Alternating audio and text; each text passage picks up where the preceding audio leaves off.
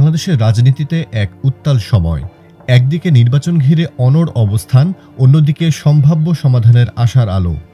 আগামী ১৩ জুন শুক্রবার লন্ডনের ডরচেস্টার হোটেলে মুখোমুখি হতে যাচ্ছেন অন্তর্বর্তী সরকারের প্রধান উপদেষ্টা ড. মোহাম্মদ ইউনূস এবং বিএনপির ভারপ্রাপ্ত চেয়ারম্যান তারেক রহমান।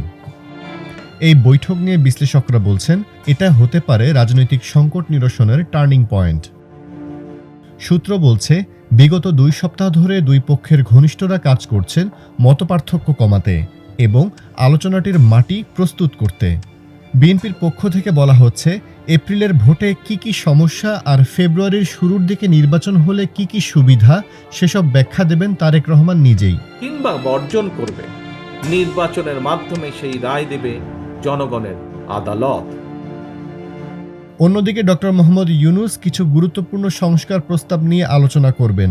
তার মধ্যে আছে প্রধানমন্ত্রীর ক্ষমতা কমানো, একজন ব্যক্তির সর্বোচ্চ ২ বার প্রধানমন্ত্রী হওয়া এবং সংসদ নির্বাচনের আগে স্থানীয় সরকার নির্বাচন। তবে স্থানীয় সরকার নির্বাচন আগে করার বিরুদ্ধে অনড় বিএনপি।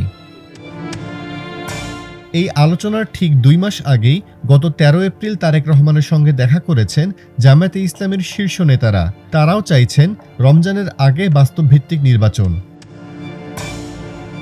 ঢাকা বিশ্ববিদ্যালয়ের রাষ্ট্রবিজ্ঞান বিভাগের অধ্যাপক ড. সাব্বির আহমেদ মনে করেন, এই বৈঠক হতে পারে সব সমস্যার সমাধানের গেটওয়ে। তবে শর্ত একটাই, উন্মুক্ত আলোচনার মানসিকতা। সবশেষে বলা যায়, ড. ইউনূস ও তারেক রহমান দুজনের কাঁধেই এখন একটি জাতির প্রত্যাশা।